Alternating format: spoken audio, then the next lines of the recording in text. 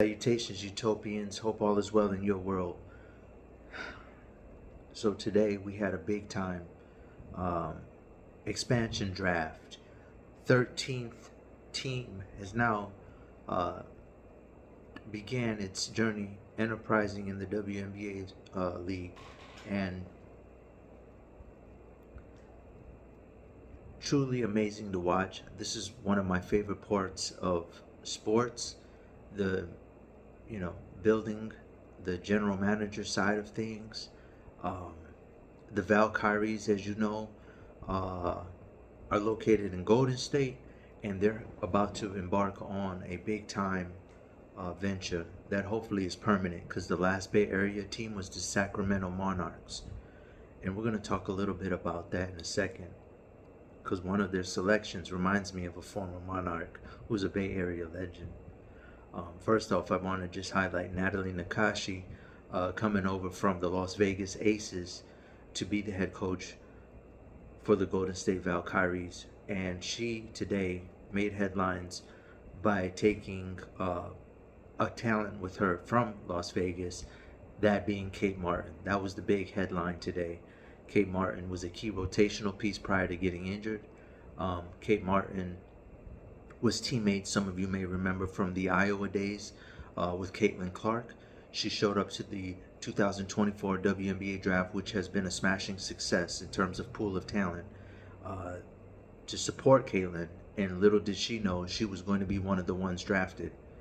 Uh, to be able to spend a year on the bench, watching a team that went the nucleus at least go 3 straight years of winning a championship, um, or was it two? But they had a little bit of a dynasty run, and then to learn from the person you got to watch Caitlin every day, who broke the NCAA scoring record. But before Caitlin, Kelsey Plum did that, and so to be able to study under the person that had that record before Caitlin, a one of one record, mind you, that is one of the most difficult tasks to complete, is all-time scoring. And to be able to see it again in person and have your coach in a new environment, so the trust is there. And I want to be very clear, I don't think Kate Martin is a superstar, but I tell people all the time, it goes back to the Alex Caruso quote, who's in the G League. And I always cite this quote as much as I can. You got players who are going to the G League trying to be CEOs when they're really going to be there for janitorial work. And so um, when you look at, Kate Martin, when you have someone who day one understands their role, I remember in the Houston era, I used to tell people, believe it or not, what makes the Rockets so great, I appreciate Patrick Beverley more than I have if I'm a GM, and this is no disrespect because it was a legendary era from James Harden, but it's easier to, when there's a million people who aspire to be superstars. Very rarely do people walk through the door and know who they are from day one and what capacity they should be. And Patrick Beverley was a known role player. He knows that he's not a superstar. Now, did he have amazing accolades and accomplishments prior to arriving to the NBA? Absolutely. But when he got to the league, and it was a long journey, played overseas, 15th man on the bench many times, but he knew who he was, and that's easier to build around. You can always try to find a superstar, even though they're one in a dozen. But a known role player who knows what they are from day one, that is so rare to find in a world full of mega stars. And so and that segues to my next point. What I really like, there's two other big names that I want to highlight, but the foundational pieces, and Monique Billings and Kayla Thornton, who just won a championship with the New York Liberty. These are no nonsense, business, hardworking, blue collar type of vets, over 30. They're always where they're supposed to be. They're physical. They compete, which is the mission statement when the Valkyries went into starting this expansion team. They want people who compete, people who are focused, and people who are determined. And so when you got building blocks like Monique Billings and you know, Kayla Thornton, who's coming off a championship, and they've been on multiple teams. Kayla's even from Germany, and you know, she understands. And they picked 11 players today. 7 of them were from the international game. If that tells you something. So, you know, it's truly amazing. Um, the foundation that they built. I'm proud to say that 2 of those players I covered a lot during the year, and I was very fond of them. Uh, Kate Martin, not including Kate Martin, but I am very, you know, I'm very familiar with her, having watched the Iowa run. You know, my favorite player is still over there. She's a Swiss Army knife, but we'll talk about that on another day. Um, but you know, that was a great, you know, headline grab. Um, did really well on Twitter X with that post. You can check me out, GL the number 8 BAL underscore sports. Proud to say my page has been cleared up.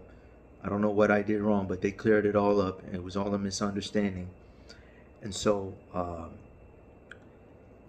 you know, that did really well. Now, I want to talk about, you know, we addressed obviously the big name um, and the familiarity with Natali, Coach Nakashi, who's coming from the Aces, the connection, Monique Billings, Billy, and then, you know, Kayla Thornton. But I want to talk about the point guard over there, you know, Julie Van Loo. Um, First off, her success means a lot to me because as a small content creator during the year, she actually supported one of my posts. I'm such a huge fan of that, obviously, because you know it means a lot to people who don't. I get every once in a while support from professionals and active players, previous players of the past who are legends. I try to respect their right to privacy by not publicizing it. I don't know if they're supposed to even be talking to amateurs like me. At the end of the day, I'm still just a fan, even though I probably, you know, can say honestly, I probably know, you know, I don't have the credentials, but I probably know more than the people you see on TV. But you know, if I'm just being humbly honest, but they're definitely not equipped to debate with me. But you know, with my background, but I'm still an amateur, and I'm not, you know, I don't do what they do every day. Obviously, you don't see me posting every day, so I'm not trying to, you know, but it means the world to me every once in a while when someone like that acknowledges you, active starter, veteran. She's a unique case because she came to the league in her 30s, and you know, she unfortunately I felt like got snubbed from her and Aaliyah Edwards, her teammate in Washington, at least formally, because now she's with Golden State. But she got snubbed from the All Rookie team. They put Camila Cardoso, who I didn't think qualified, and Fibic, who's a New York Liberty champion as a rookie, played a critical role, but I didn't see enough from her during the regular season, nor did I see enough from Camila Cardoso to overlap the duo of Aaliyah Edwards and Julie Van Loo. Julie Van Loo is very similar to Caitlin Clark in terms of loose handle, flashy passes, can shoot, 3-level score, amazing finisher around the paint. Um, if you got a chance, check her out. Her highlights are amazing, and she really does pattern herself similar to Tisha Penichero, who was on the Sacramento Monarchs, who was like the white chocolate Jason Williams of point guards in the W. Just amazing player, and Van Loo brings that creativity. Now she's gonna, hopefully we get to see her really spread her wings this season, because obviously she got slowed down, hampered by injuries, but was amazing when she was on the court. Her and Caitlin, I wish they would have been able to, you know, really showdown against each other, but it didn't happen. But that is a phenomenal pick. She's in her 30s as well, but she's a rookie. She's from Belgium.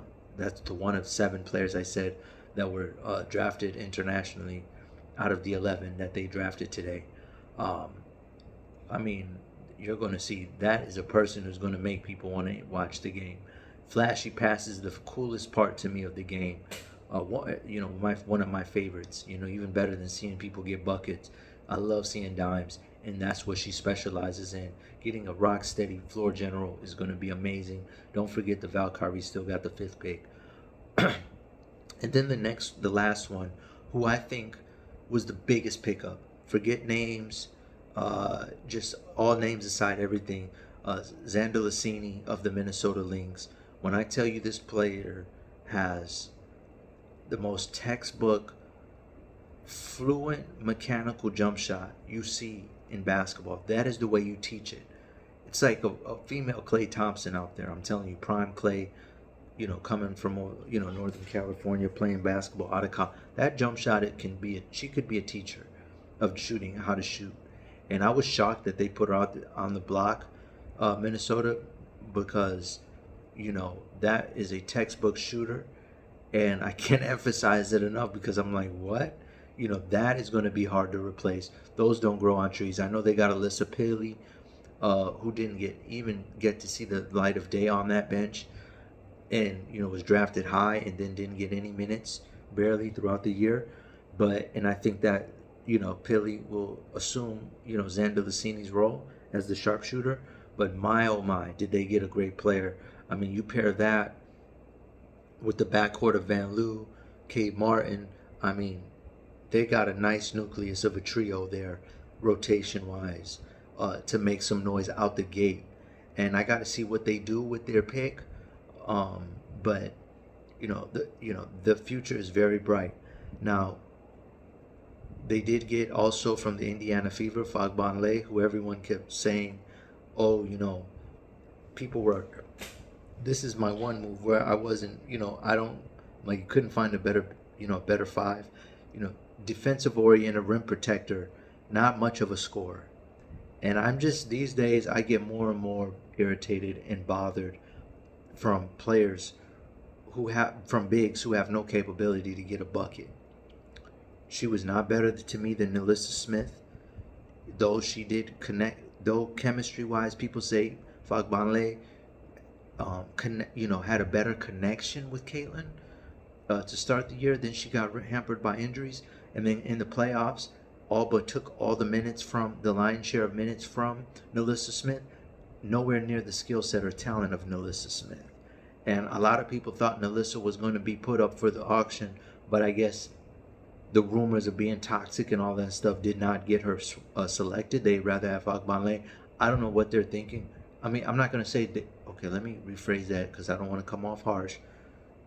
My way of speaking can be offensive, I guess. But